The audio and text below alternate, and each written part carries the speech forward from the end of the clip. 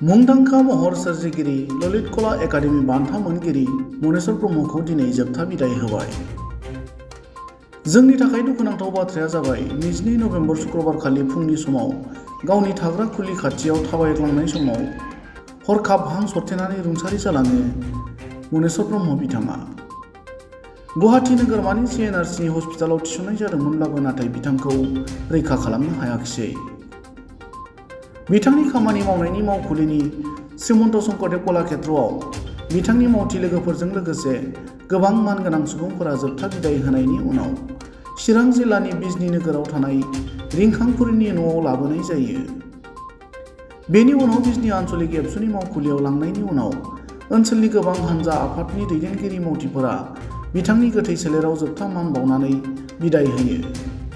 बेबादिनो दिनै बिथांनि जोनोम गामि बिजनी ओनसोलनि हलिपारायाव ओनसोलनि रायजो राजाफोरजों लोगोसे गोबां हानजा आफादनि दैदेनगिरि मावथिफोरा जोबथा बिदाय होयो।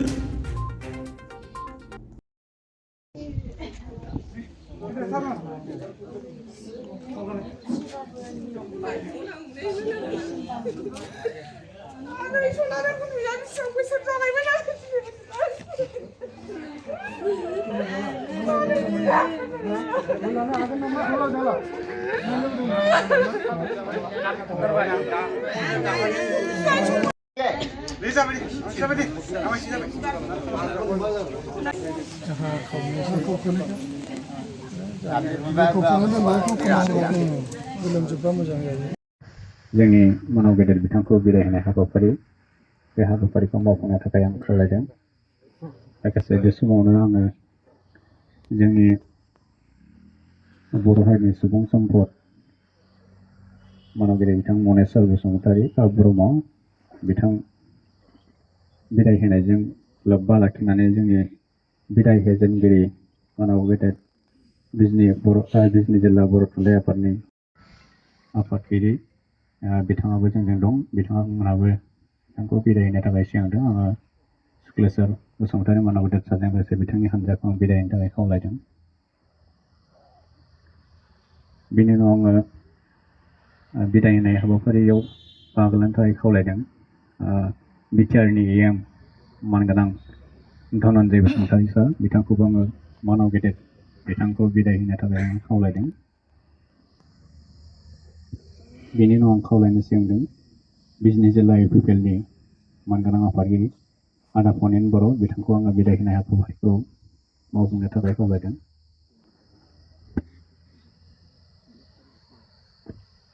UPPL दोलोनि बिजनी जिल्ला UPPL हान्जानि मानाव गेदेर आफादगिरि लोगोसे बेवहाय बाहागो लानो हानाय बिजनी ओनसोलनि मानगोनां फोरोंगुरु मानगोनां सार मेडाममोन लोगोसे बिजनी ओनसोलनि मानाव गेदेर सानसुमै नोंथांमोन। दा बे समाव जोङो बिदाय होनाय हाबाफारि बायदियै जोङो फारि फारियै जों बिदाय होनो थाखाय सिगांदों। बे समाव आङो जोंनि मानाव गेदेर बिथांखौ बिदाय होजेननो थाखाय जोङो सासे थिखानाय आलासि बायदि जोङो खालामनानै लादों।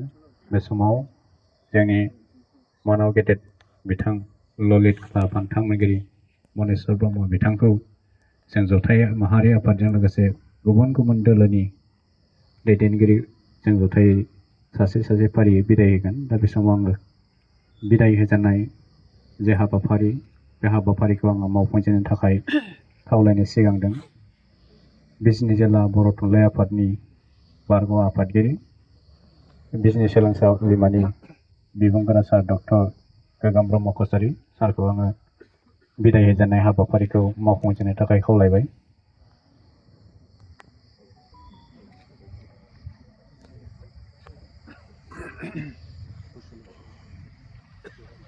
बिनि उनाव आङो बिदाय होनो थाखाय सिगांगोन खावलायनो सिगां बिजनी दख'रा एबसुनिफ्राय मानाव गेदेर आफादगिरि सुबिलाल दैमारि आरो लोगोसे बिथांनि हानजाफोरखौ आं बिदाय होनो थाखाय खावलायबाय। बेवहायनो जोंजों बाहागो लानो हाबावदों UPPL दोलोनि चिरां जिल्ला BJPनि दैदेनगिरि बिथांमोन दङ। आङो बिथांमोनखौबो जथायनो बिदाय होनाय हाबाफारिखौ मावफुंनो थाखाय आं खावलायदों।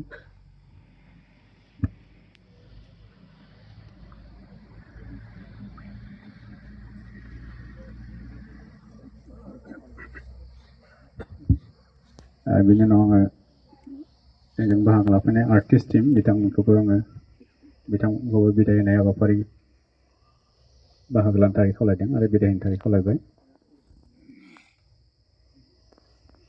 बिनि उनाव जोंनियाव गोबां बेवहाय फोरोंगुरु सारमोन दंफैयो, मेडाममोन दंफैयो आरो गुबुन गुबुन आफादाव हाबा मावनो गोरा बिथांमोन दंफैयो। आं गासैखौबो मख'आलासिनो आङो बेवहाय बाहागो लानो हानाय जोंनि गासैबो फोरोंगुरु सारमोनखौ आङो बे बिदाय होनाय हाबाफारिखौ मावफुंनो थाखाय खावलायदों। बेवहाय बाहागो लानो हादों माखासे फरायसालिनि गोरायुं सार दं, बर' बाजार एसएसनि मानगोनां गोरायुं सार, इउएन एकाडेमिनि गोरायुं सार, पानबारि एसएसनि गोरायुं सार, आङो गासैखौबो मुं खारियालासिनो